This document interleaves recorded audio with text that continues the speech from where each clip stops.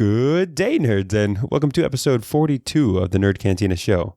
I'm your host, Ken, joined by co-host Steve, and this week we're going to cover the nerd news, beginning with our initial thoughts on the show Watchmen. We've got Francis Ford Coppola throwing some shade at Marvel movies. There's a new streaming service being released by AMC. We have the first ever all-female spacewalk, along with some other NASA and space news. Huawei is open to licensing its 5G technology to U.S. companies. But will the government allow it? And then a police robot in training fails at citizens. A lot to get to. Let's get started. Calling back all nerds. Nerds!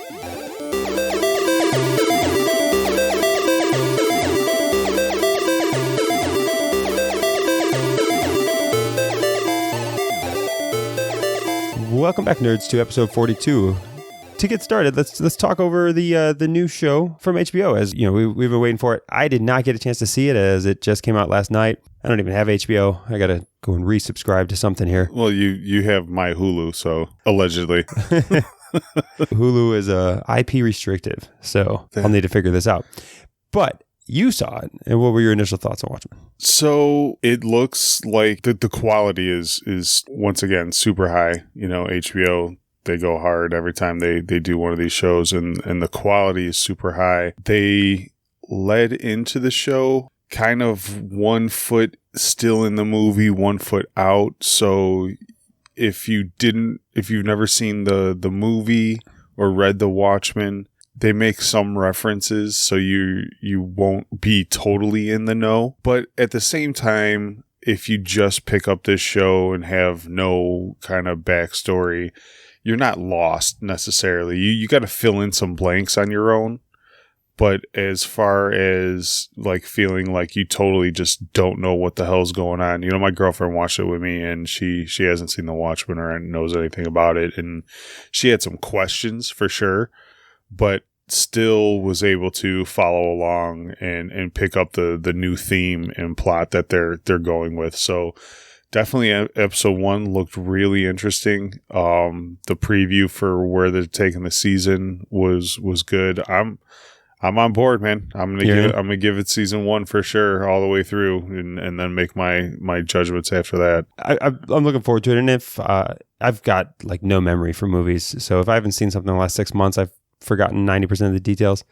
So maybe I'll go watch the movie before I watch the episode, or I'll just watch like a 10-minute recap that Looper and Nerdist and everybody has put together in anticipation of this show. Yeah, they make some reference to Dr. Manhattan.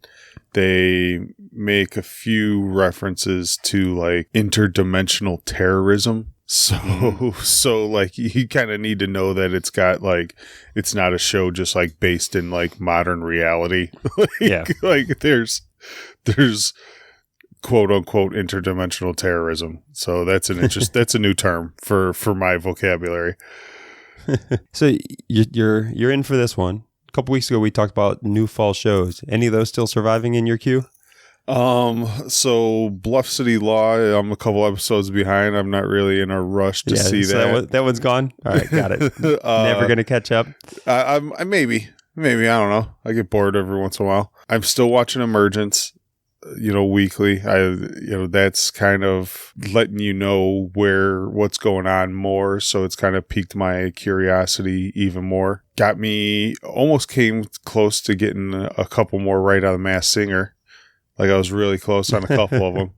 So I'm still watching that one. What were the other ones that Prodigal Son I'm still watching weekly too. That's a really good show actually. Yeah, Prodigal Son's the only one I'm watching. Yeah, so I know we got some more coming up. We got tonight the episode 9 trailer from Star Wars, and they're playing the Mandalorian trailer on regular TV now, like just getting me all fucking hyped for that shit. So we're still not out of the fall kind of like premieres, but we're in the thick of it, and I think we talked about 5 or 6. I'm only hooked on 2 or 3 of them now. So yeah, and fall TV ramped up. Fall movies, have a bit of a lull. You saw Zombieland 2, and that review's up on YouTube if you want a spoiler-free thoughts on Zombieland 2. Yeah, and this week they didn't have a Thursday night showing where I could go after my kids go to bed, so I'm gonna have to go see it Friday.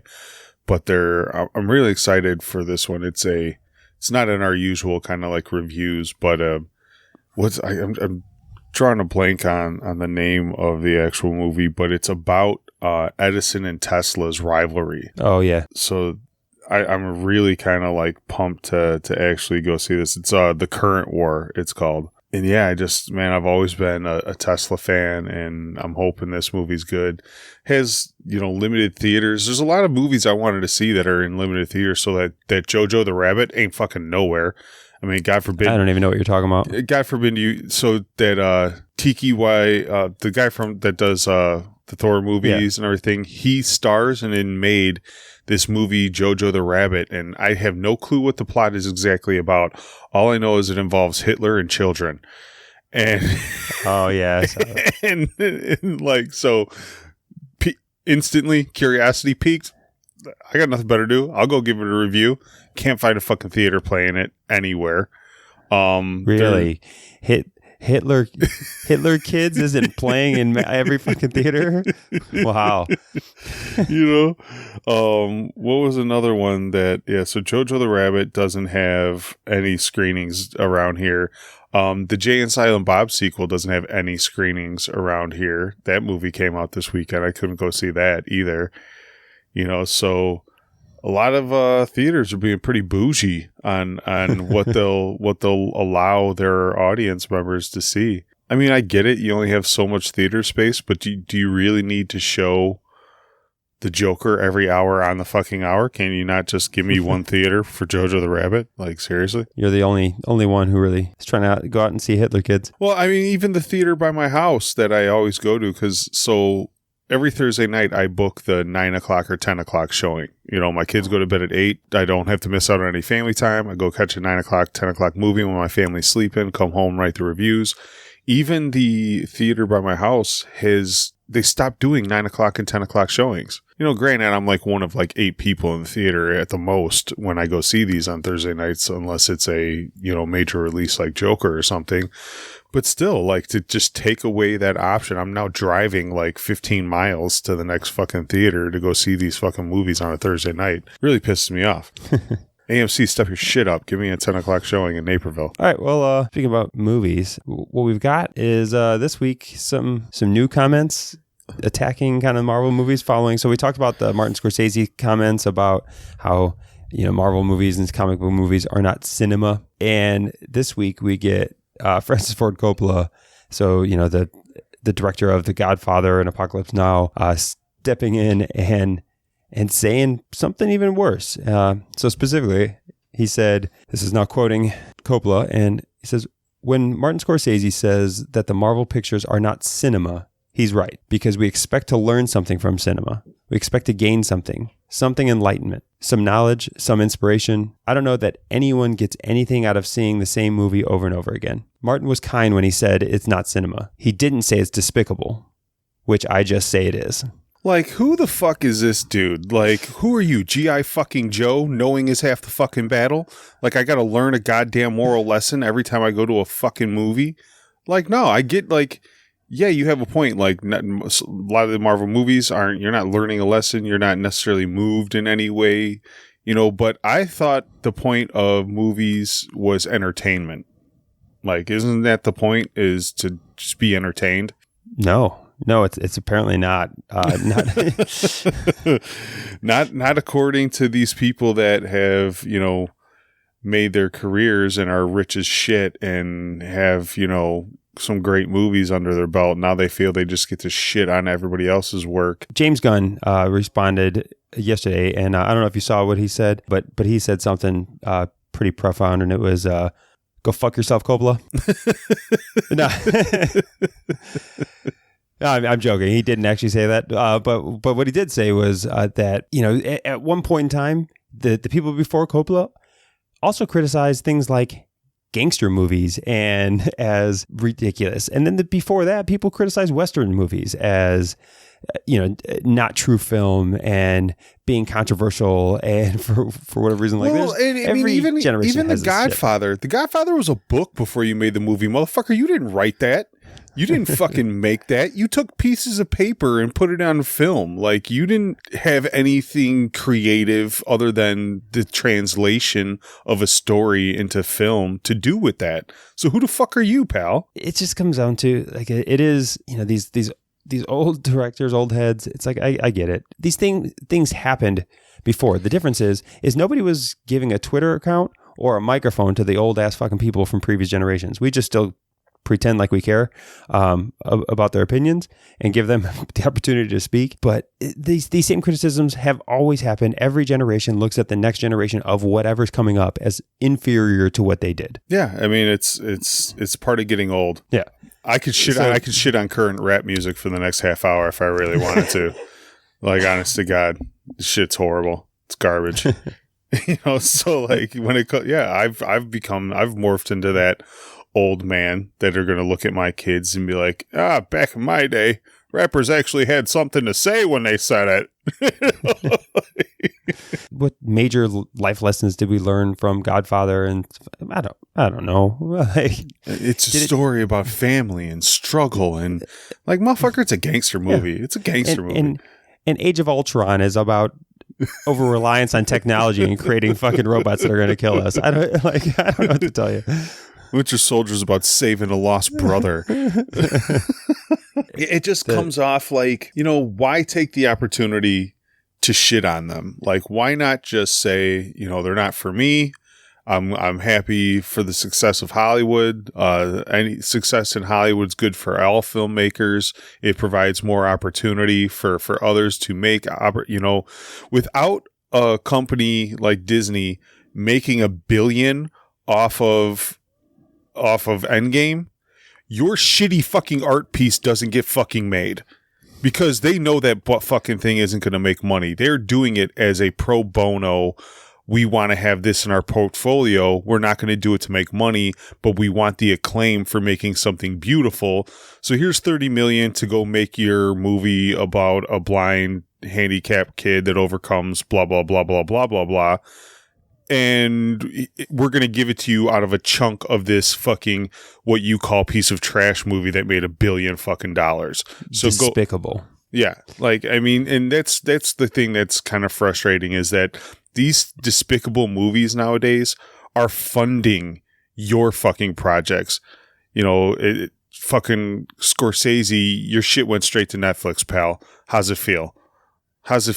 To me, it is absolutely insane for these guys to call an entire genre despicable or whatever, but I guess I don't care. It doesn't change my opinion. And if the new Scorsese movie, I still want to watch it on Netflix. Like, I don't care. Oh yeah, I'm still gonna watch it. But at the same time, like, I could give a fuck about your opinion. Like, I really don't care. To me, the fact that you make certain type of movies very well does not give you authority over the entire film industry to dictate what is worth giving, accolades to and what isn't. All right, well, let's move from this to, within the movie realm, we've got a new streaming service being announced every week. There's a new streaming service. I think we announce one every 2 weeks now at this point, every 3 weeks. And this one is coming from AMC. So I find this interesting because I think this is AMC dipping its toes into the streaming world to work out the logistics, because streaming theater movies at home is going to be the future. So I don't know if the movie industry is ever going to allow that the theatrical release movies are going to ever be available to your home. It's already in the works. Time frame. It's already in the works. There's other companies outside of AMC that are wanting to do it on their own. But that's like that's going to be their niche. That's all they're going to allow to stream. And the way they're going to do it is they're just going to base like pay-per-view. We assume there's 4 people in your house. A ticket to the theater would normally be $15, so we're going to charge you $60 to stream this movie in your home that just released this Friday. I just don't see it happening. I see the Hollywood industries and the unions or whatever else completely preventing this from ever being allowed. So the movie industry, I think, is already realizing that unless it's a movie like The Joker or an Endgame or something like that, they're finding it hard to get people to come in and see the Scorsese film and the other, whatnot, because it is expensive to go to the theater, not to mention, kids have practice. It's just hard to organize that family dynamic to get out. And what do they care if you watch it at home or the theater? So the only people to me that would fight it would be the actual theaters, because they don't get to sell popcorn. They don't get to sell pop and candy at an outrageous fucking price and profit off these things. And that's why I think AMC is getting in now, because if this is going to be a thing, then they're going to lose out on a lot of food profits and whatnot. So they need to kind of get this ball rolling. So if they have just a minor streaming service and work out the technical logistics right now, when home theater viewing becomes popular, they could just integrate those movies into an already built UI and system. Because to tell you the truth, like I said, they canceled my 10 o'clock shows at AMC. If I get cheaper access to these shows, these movies with my AMC A-list, to where I could just watch it in my basement on a Thursday night, which I would rather do, because I have an air popper at my house and I could smoke weed for throughout the entire fucking movie at my house. I think people don't realize how big of a deal that is that all of us stoners would way rather, especially in legal states, sit on my motherfucking couch and smoke a goddamn joint while watching this movie. I'll pay that fee. And I think they see the demand for that, and they're preparing for these things. It might get to that point. I think right now, what they are releasing is it just comes down to, it looks like, almost Amazon Prime level. Hey, you could rent these movies shortly after they're done in the theater run, before you could really get it, in physical copy or whatever else. And they're going to have a subscription model where you're going to get to watch X amount of movies per week. I think they're saying 3 movies per week. And if you're already an AMC A-list member, you're going to also get some access to just free movies. So it increases the value of things like A-list that they're already doing. Well, that's what leads me to believe that they're doing this for the home theater service, because why jump into this brawl? You know what I mean? Like, streaming services, it's this big war.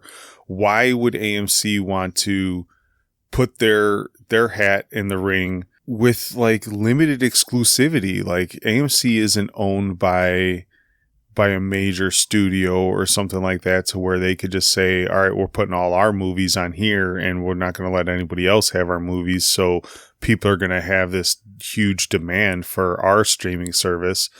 I think, like I said, this is why it's like, renting a movie on Xbox or Prime or whatever. It's a movie rental program. It's not necessarily like a traditional, what we're talking about with other streaming services.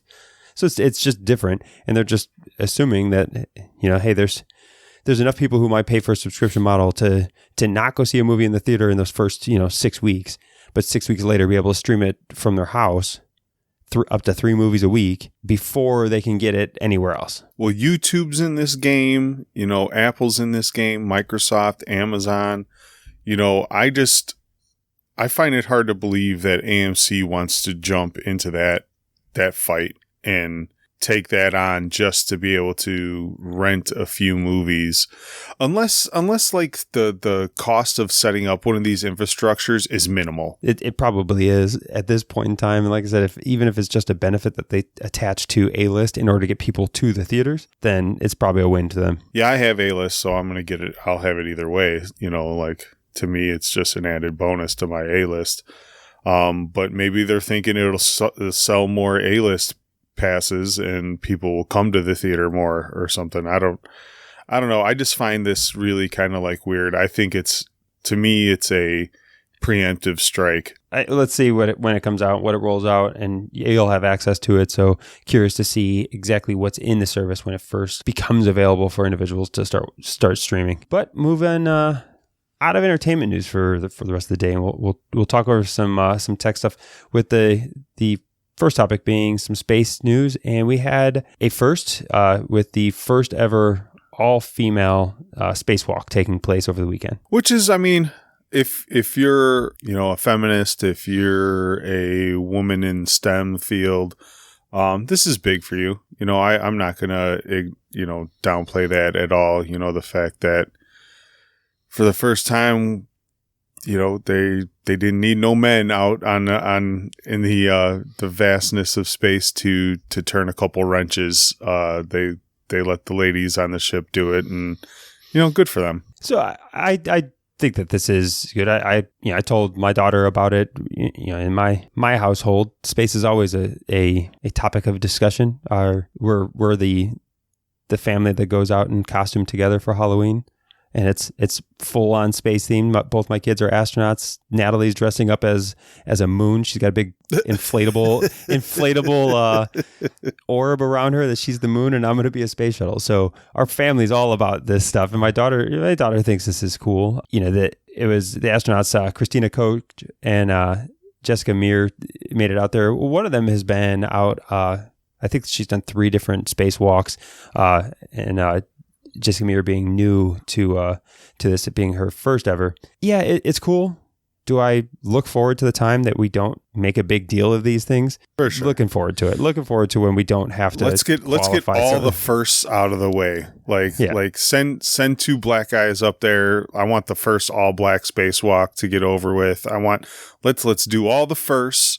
Let everybody shine and get to a point where this stuff is just normal. To me, my daughter's young too. And, when I talk to her about these things, she's still at the naive point where she doesn't understand why it's news, so what, Dad?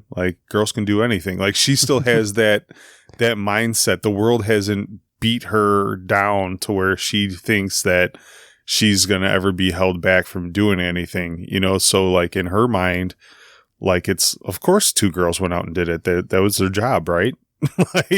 She doesn't have that mindset. And I kind of want to keep it that way. And every time you acknowledge that it's the first all-female spacewalk, it kind of takes that patina off of her worldview. Where oh, shit, I guess maybe I couldn't have done these things. It kind of brings reality into her world a little bit. And I kind of like her having that, I guess you would say, naive, look view of the world that you just assume, that there isn't a patriarchy or any kind of system that is going to hold her back from doing anything. Yeah, I think one of the entertaining parts of this whole thing is this, this comes off the heels of, they attempted to do this a couple months ago, have the first, and NASA got roasted because astronaut Anne McClain, who was supposed to go alongside Christina Koch last time, they were supposed to go install some lithium-ion batteries, and in the end, she had to get scrapped from the mission because they didn't have enough medium spacesuits for Anne McClain, and NASA got destroyed about why don't you have more lady sizes? And it is kind of a stupid oversight. So if she's on the ship and she's going to want to do these things, you kind of pack for it, right? So I wonder, there's always more to the story, right? And in training, Anne McClain wore a large suit. They have more medium-sized suits. In training, she wore a large suit. And then she probably lost some weight. She wanted to increase mobility, whatever else. Right before the execution of it, she wanted to increase mobility, so she asked for a medium suit.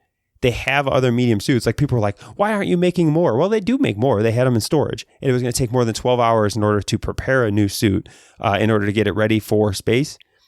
And they didn't have the time, so they put a dude who was standing by into the large suit. He launched up. And my question is why is that decision being made less than 24 hours out to change from the suit you've been training in large to a medium suit? And then this outrage of the fact that, there's not enough lady suits. Well, there was, had she been training for the last couple of months in the appropriate size suit. Well, because, you really want me to be the asshole, because that's what women do. That's what women do. They change their mind. They change their fucking mind, all right?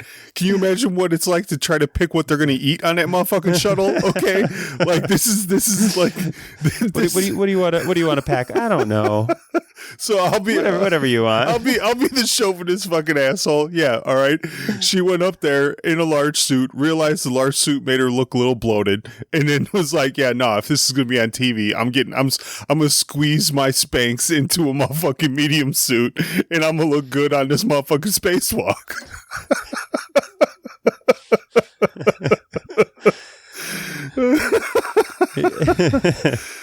Either way, NASA got beat up pretty good with regards to this about missing the first all-female spacewalk because of a suit issue.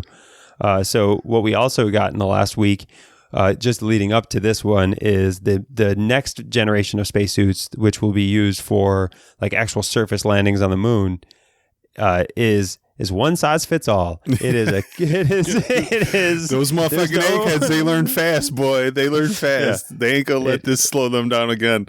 So there's YouTube videos of this very patriotic suit. It's got some red, white, and blues to it, and it's of course demonstrated with a small framed woman is the one who's modeling the suit and wearing it.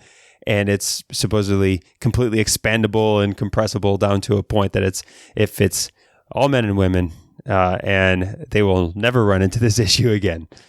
Yeah, I mean, you just got to chalk this up to just like stupidity all around. You know what I mean? Like it's just good intentions, poor execution. You know, like let's not read into it any deeper than that. You know, they fixed the problem.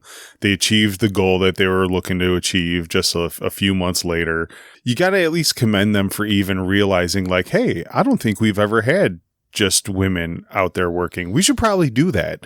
And then trying to put it into an action, and then it got fucked up a little bit. But all in all, they were successful. It did happen. Young women around the world can say that even off this planet, I don't need no man. Hashtag Lizzo.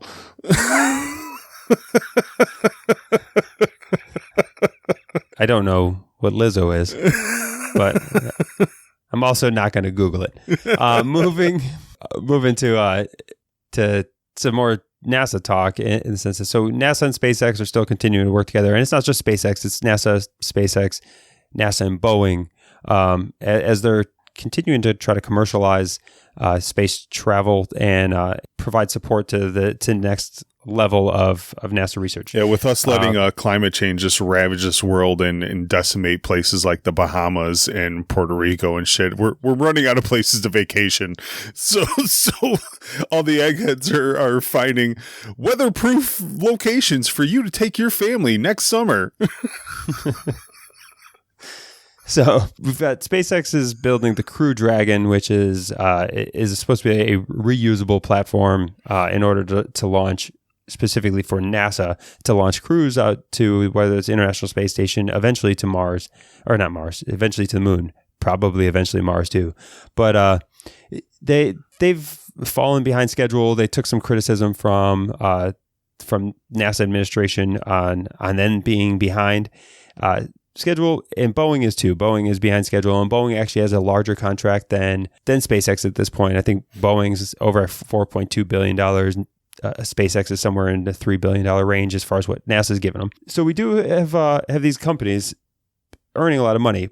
But one thing that came out this week, released by like Politico, is following Elon Musk smoking that joint on the Joe Rogan show. NASA forced Boeing and SpaceX to go do a complete marijuana review of their companies, forcing them to do corporate education, additional drug testing, a whole bunch of other requirements in order to ensure that they don't have marijuana culture within their government contracted companies. And it was released this week that it was to the tune of SpaceX alone was reimbursed by NASA $5 million in order to do this. And this is like, as a cannabis activist, I am really frustrated with this because you can't tell me that our whole inspiration to going to the moon in the first place wasn't from some egghead laying on the grass, smoking a joint, looking up at the moon. You can't tell me. Like at some point, someone was high as fuck, looking up at the stars and was like, I'm gonna shoot a fucking dude up there, man. Like, and that's how these things happen. You know, as the resident stoner, I just get really frustrated that we are looked at as this like lazy, dumb part of society when everybody in there is either drinking their ass off or popping Adderall like fucking crazy. I guarantee like 60% of everybody in SpaceX and NASA are just eating Adderalls like fucking candy to crunch this code and get these things done on time, you know, but marijuana, that's the problem. God forbid if they get hungry in the middle of a fucking code session. As somebody who's the resident anti-stoner and says, I've never done a drug in my life. Outside of alcohol, which that is, I'm still a believer that alcohol is more damaging to society than anything. We don't care. Like nobody bats an eye. Nobody gives a shit. Nobody's going to do an alcohol retraining and testing thing that's government directed, but marijuana, this is where our tax dollars need to go. And I mean, let's not overstate things. I did just say that they have a $3 billion something contract, and this was $5 million, which that's called a drop in the bucket. Like that's nothing. But that $5 million could have got spent somewhere else. You know, that's $5 million that could have went towards an arts program or some. It didn't even have to stay in the space section of the United States government budget. They could have took $5 million and built a few parks with it. Or to me, it's just it's how this government wastes money. You know, everybody all the time argues about how we're going to pay for this program. Like, oh, you want free healthcare? How are we going to pay for it? Or you want new highways? How are we going to pay for it? Motherfucker, do you realize how much money the government takes from us? Like, do you realize we are the richest government on the motherfucking planet and that we don't need to tax anybody anymore? We don't need any more money from the people. We just need to reappropriate how we spend our money. You know, like it always blows my mind when people assume that anytime we do some more government spending that it's instantly going to be a tax hike. Like, nah, how about we just stop dumping $5 million on marijuana culture in NASA and put that into some other fucking pot? Like, if you did that all throughout the government, we'd be fine. We could have everything we want. Now, I'm not going to go into a long argument about why that's wrong. And there's definitely not enough just to reappropriate or to more efficiently manage the money. Yes, that could go a long way, but it's definitely not enough to answer all of the things that there's want to do when people are saying they're going to do. There's a few big ticket issues that it wouldn't cover. But for the most part, from the majority of our budget problems, they could be solved with just better budgeting. But I just think that this is the reason why it's interesting to me is the $5 million, like I said, sounds like a lot of money to us. That's nothing to a space program. That is absolutely insignificant.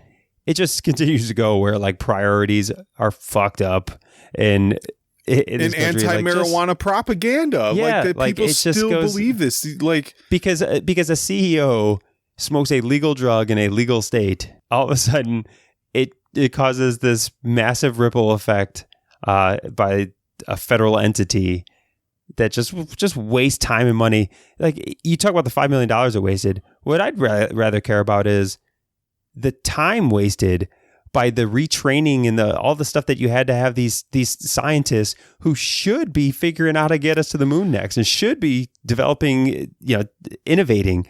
Well, to me, they're wasting 3 days in a seminar. This is still the baby boomer generation and the older generation not knowing even what marijuana culture is, not even knowing the effects of marijuana. This is reefer madness shit to me. And I'm going to come off like an asshole again, and I don't give a shit. I tell it to my grandma all the time.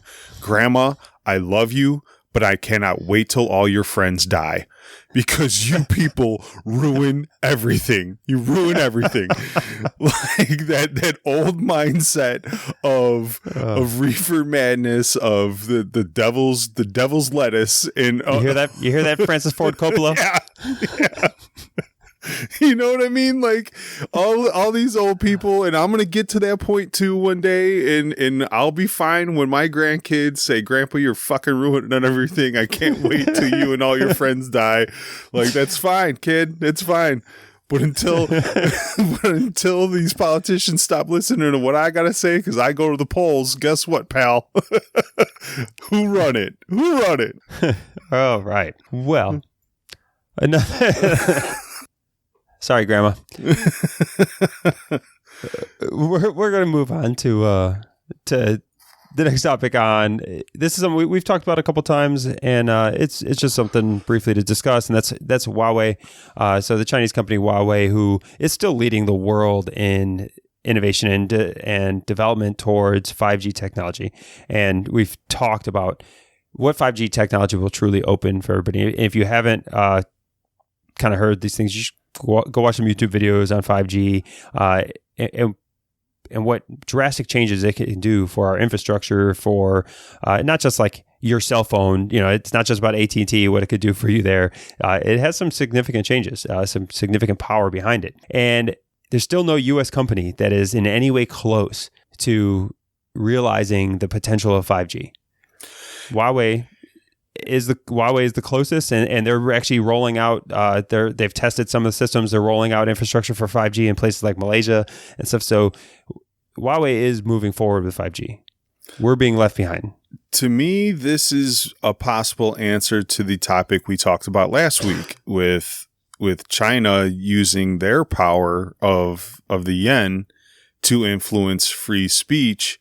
Chinese companies want that dollar too. You know, I think Huawei is overwhelmingly proving that just as much as American companies want to be in the Chinese market, Chinese companies want to be in the American market also. So the tariff war, the Huawei ban, these are all having ramifications on the Chinese economy. And maybe this is where, you know, we get to flex back a little bit. Maybe. But the problem is I mean, you know how I feel. Back, we said this before. Like, I say just fucking steal it like they steal all our shit. Fuck them. Buy a Huawei phone and steal that shit. Fuck them. And that's the thing. So the flexing back means that we're going to just continue to do business with Huawei. Doing business with Huawei and doing business in these technology sectors means that we trust them to some degree to not exploit that technology through government influence.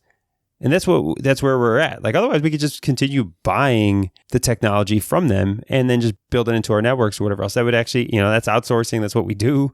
Problem is, you know, 5G becomes so important. It will be tied into infrastructure. It will be tied into military capability. It will be tied into a lot of things. And we don't want made in China stickers on any level of that, because they may have some backdoors. They may have something in there that allows the Chinese government to exploit or to spy or whatever else. May have my dick. They are going to fucking put all that shit in there. I mean, you're going to need Edward Snowden level motherfuckers to even be able to crack this. You know, and to me, it's not even just a possibility. So you have people like Snowden, Zuckerberg, Steve Jobs at the time, Tim Cook. If you look in their interviews and shit, they all have tape over their fucking, you know, eye cameras. And, their cameras. You know what I mean? And Snowden takes apart his iPhone and takes out, you know, certain microphones and tracking things. This is what the eggheads do now with American products. You mean to fucking tell me that China isn't going to, like, get the fuck out of here? Yeah, and so then it comes down to Huawei is now open to licensing. They recognize that the ban of their products and ban of companies dealing with them is in effect. So now they're opening up to licensing 5G technology to U.S. companies, so U.S. companies can make it themselves. And is the government going to allow this? Like, is that enough? Is that enough separation from the Chinese influence in the companies that if we're building it ourselves, that we can prevent these things? And I don't know the answer. I don't know to what level of licensing, what type of source code and stuff are we going to have to get from Huawei that we're still going to have to just trust that even if it's put into our chips and our program or our hardware, is that going to be enough? Yeah, I don't know how hard it's going to be able to vet the software that they want to allow us to be able to use. Like, you know, I mean, someone's still going to have to go through every source code, every line of code through with whatever they license us to make sure that there aren't backdoors. And like at that point, why not? Yeah, just steal it. Just steal it. just steal it and repatent it and let somebody make billions of dollars on somebody else's technology. Damn it. Well, that's what China has been doing to us for decades. For decades. Yeah. They have taken every product, every idea that we have, buy it off fucking Amazon, ship it to China, take it apart, and then figure out how they could build it faster and cheaper for themselves. You know? Yeah, and we've never cared. Well, I mean, we've cared. We've just never done anything about it. Yeah. I mean, individual companies who are having their shit stolen care. The government doesn't care, and the overall market drivers don't care. That's why we continue to do the work there. Well, at least at this point, they've chalked it up to acceptable loss, right? Like, you know, every company has a certain percentage line in their budget for shoplifters and things like that. Like, we know we can't stop all the shoplifters. People are going to steal shit. We just write off this 1% or 2% of our budget line for that. Companies have been doing the same with China. We know we're going to lose X amount of dollars on trademarks and copyrights once it hits the Chinese market, blah, blah, blah. But once we have brand recognition and this and that, we should still be okay.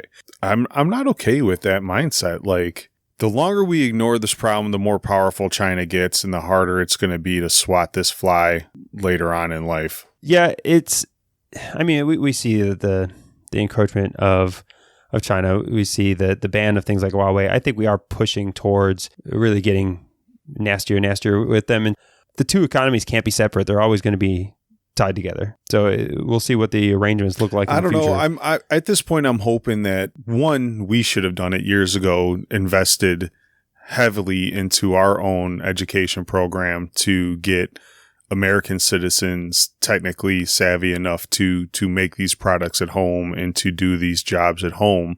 But we're a bunch of thumb-sitting fucking morons and don't invest into our own culture properly. So that didn't happen. But you figure some of these other, like India took over our, you know, call center and data processing a long time ago. Like, 10, 15 years ago, were they investing into tech too? Like, are they going to be the next country that says, hey, we'll honor your patents and stuff. Just let us build all your fucking phones.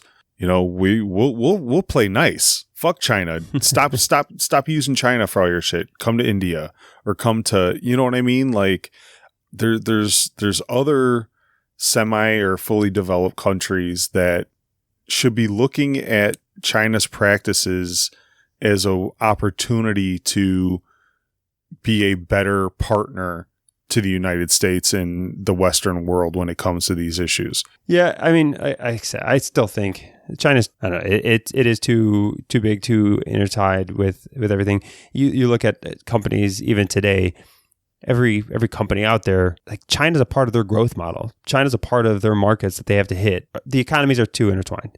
The world economies of any major players is too tied together. We're not separating. At some point, people are going to have to put patriotism over profits, though, or else you're like, it's not going to matter at some point if we put all these eggs in the China basket. At some point, it's just going to come back to bite not just American companies, but our entire country in the fucking ass. And is profits now more beneficial than preserving American culture and capitalism? Always the answer is yes. I mean, that's the root foundation of capitalism. So now, can the government change regulations that force people, in order to make profits, to stop doing deals that are negative towards our U.S. interests or patriotic interests? Sure, right? That's what, like, the Huawei ban is. That is against capitalism. That is forcing people to regulate out. If you allow capitalism to make the decision, the answer is always yes to profits. There is no patriotism in capitalism. That's not. Those are two fundamentally different things. So it just comes down to, hey, hey, elect the right people in place that want to put in regulation that are going to obligate companies to reduce their profitability and limit what their behaviors are, put constraints on them. Isn't smart consumers part of this problem also? I mean, No. As consumers, the people who buy these products, shouldn't we take some kind of responsibility in this too and say, like, whatever happened to looking for the Made in the USA sticker? Like there was a big push for that, in the 80s and the early 90s? Yeah, that worked really well. Oh, it was horrible. It was a shit show. But at the same time, like, you got to think about this long term, and a lot of people say that when we talk about this China is that's the problem with our election cycles and the way our government and society works. We think in like 2 to 6 year windows. China's on a fucking 100-year plan. They're like that. They're not going to deviate from. They plan out by the decade, not by the election cycle, not by these menial timelines, because we don't know what the next president's going to want to do. We don't know what the next House of Congress is going to want to pass. We have uncertain political futures because we have the election cycles that we have. China doesn't worry about that shit. They're literally on a 10, 50, 100-year plan. Step 1, make product. Step 2, step 3, profit. Yeah, it's going to be a challenging thing to overcome. Like I said, I think we'll see more and more the necessity of it. We already are, right? As much as you want to criticize the current administration, they have aggressively tried to marginalize the impact that China has through tariffs, through bans, through technology use. So, yeah, I don't know enough about the tariffs to necessarily criticize it. I mean, it's like one of those Band-Aids. We're gonna feel it here at home, But is it part of the greater good? Are people have sacrificed in this country for the greater good of the country throughout generations? Is just another form where some people are going to get hit, but it's for the good of the country. I don't know enough about the details of tariffs and how they affect economies long term and short term and things like that to kind of make snap judgments on the administration or anything. This is not one of the things I criticize him on.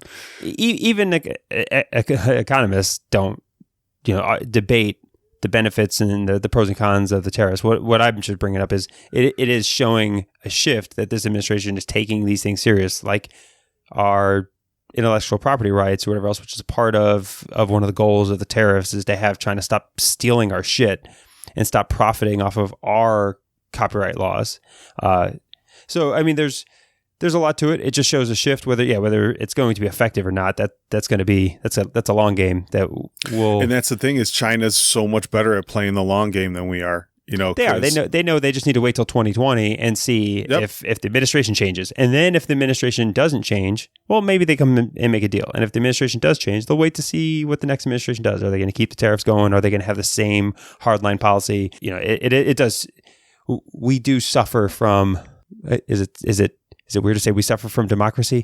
But it's not. it's not that authoritarian regimes are our benefit, but that long game that they can afford to play is just something that a true democracy can't keep up with, because we will sway our opinions and sway our approach every few years. This just puts a more emphasis on why we need, bipartisanship in our government, why we can't be so polarized and things like that we have to be able to come together on certain key issues and put a long-term goal together without politics really coming into play of who gets credit for who came up with the idea. I don't give a fuck if it's a Republican idea or a Democrat idea, but if it stops China from fucking us over, just do it already. Just fucking do it. Like, I don't care who gets the credit, and this just to me is another downfall of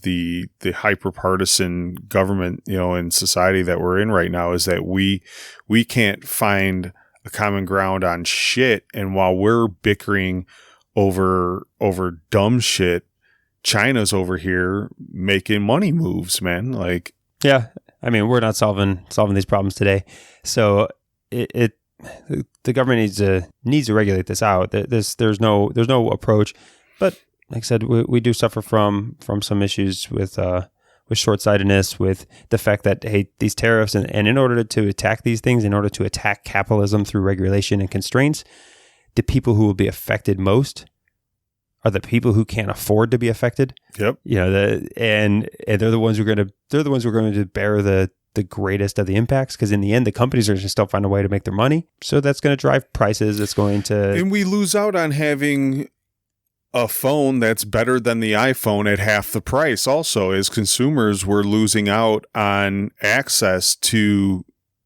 better products, to cheaper products, you know, because we can't trust every player in the market and things like that. Like, we're the ones who lose ultimately. Well, definitely didn't think we were going to talk this long about this topic here, but it's always important to us. But we'll see if going back to the original topic, if the government's going to allow licensing to take place and allow us to pay to use Chinese technology, which is so fucked up because they don't pay to use ours, but we're going to pay to use theirs. And whatever. All right, moving on. Last story, which is probably my favorite story. This is we've got a police robot in training. Who the latest article come out. So there's a backstory in Huntington Park, California. Of course, it's in California. There's a series of police robots, these little rolling around eggs that have 360-degree cameras that are just patrolling parks for crime and homelessness or whatever else. And it's actually had a somewhat remarkable improvement. It's like having the ADT sticker on your house without even having the security. You know, it deters a certain level of crime just by having a presence, right? Yeah. And a woman who was watching a violent brawl take place nearby in a park attempted to get help through one of these robots and tried pressing the emergency call buttons and whatever else, and essentially the robot just told her to step out of the way and sang a song as it left her behind, which is so great. Step out of the way. Beep, bop, bop, bop, bop. Like, it's so horrible. So what the article stated is that they are in like a training mode. So the fact that they're rolling around, the alert button, when you press the alert button, doesn't get sent to a 911 dispatch. It gets sent to the company that makes the robots for like analyzing on how well it's working. There is no verbiage or signage anywhere on this thing that would allow people to know that this bot is in training. If you see, a crime, please still call 911. Like, there's none of that, so it's basically the equivalent of me dressing up in a police uniform, walking the park. And then when some lady comes up to me and is like, hey, someone just robbed that old lady. Can you do something? Be like, oh, you want me to do something? Oh no, I'm not a cop. Like, no, yeah. I'm just in training. I can't actually do anything. To me, it's just such like they didn't think that. But then you'd have to sing a song afterwards. Yeah. In order to be as effective as this robot, you'd have to sing a song afterwards. It just shows again how our government doesn't think through things. Like, they put these robots out there and they didn't think that anybody was not going to be like, oh my! Don't be fucking critical on the government here. The Huntington Park mayor was like the youngest mayor that's ever been elected. I think she was 27 when she was originally elected. She's in her early 30s now. But this is where this shit starts, right? This is where RoboCop starts. Is some random young ass mayor in Huntington Park, California, who says, yeah, I'm going to spend $70,000 on some robots that are going to police it. But in the end, it may benefit. Like we know security cameras and stuff are effective at deterring crime. We know this is now like a mobile on college security campuses, you have those alert phones in key places for people to run to. So to me, this is a mobile alert phone with a camera on it to record shit, but it doesn't help if that alert phone goes to Pizza Hut, motherfucker. But it's got to get tested to some degree. I wish they would have thought this through enough to where actually having that button be effective. But you want to know you would get just as much criticism is if that button was active, and how many just fucked up people are just pressing it and wasting government resources and wasting 911 responders, and then some actual person fucking dies because there is no EMT response because they're fucking launched these robots that are getting abused. Why couldn't you just have it so you push the button and then the robot says, this robot is in training mode. If you are witnessing or involved in a criminal activity, please immediately call 911. Like the motherfucker told that said, bitch move, and then started singing Ludacris on the way. God, get out the way. Get out the way. I'd bet you money today there's a sticker next to that button that says, just call 911. That's the only way this story would have been better is if it actually did play the Ludacris song when she hit the button. But no, I think this is cool. I think this RoboCop shit's cool. I'm glad this young ass mayor is doing this. It's the future. I'm not arguing the concept. I'm really not arguing the concept. This is all execution. Like this is 100% execution. The worst part about robots is humans. It's humans. 100%. 100%. Like I think this is an awesome little story. I wish they had these in my town so I could see these little egg RoboCops rolling around. You can follow it at Twitter, I think, at HP RoboCop. If you want to see the effectiveness. Why they gotta call it RoboCop though? Like that is fucked up. Why they gotta call it RoboCop? Because instantly when you hear RoboCop, you have preconceived notions in your head, and a rolling egg is not one of them. And going back to previous conversations, the movie RoboCop is about a motherfucking cyborg. Yeah. Yeah, he's not a robot. Not hall monitor R2D2, okay?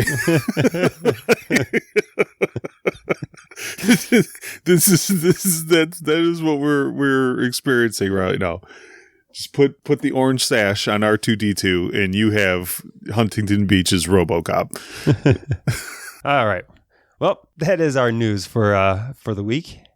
And I just want to say thanks for listening, and hopefully you enjoyed. You can find any of these articles if you want to go see the RoboCop articles or anything else. You can find it at the nerdcantina.com/show42, where we'll have links to everything we discussed today, as well as links to our YouTube channel where you can get the latest review, like the Zombieland 2 review and whatever else is coming out next week. Not at 10 o'clock at night on Thursdays. Yeah, fucking assholes.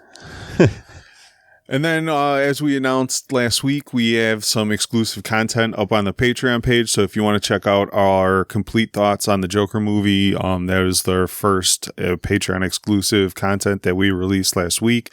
It has its own RSS feed, so you can just put that in your favorite podcast player. You don't have to go to separate websites or click anything to get that. You just put the RSS feed in your podcast player. And anytime we post some exclusive content, it'll just come right up into your feed and you can go ahead and listen to it there. And you get access to that all for as little as $1. $1 fucking buck. So support us at Patreon if you can. So please join us. And we've got some interviews and things scheduled, which will also have some exclusive component to it as well. As always, we thank you guys for hanging out with us and continue the conversation either at thenerdcantina.com/community for our Facebook group, or any of the comment sections on our website or on your podcast player, Podchaser, wherever you might be. Just tag us, hit us up, let us know, call us dickheads. I don't care. All right. Well, with that said, thanks, nerd, and love you, Grandma. Love you, Graham.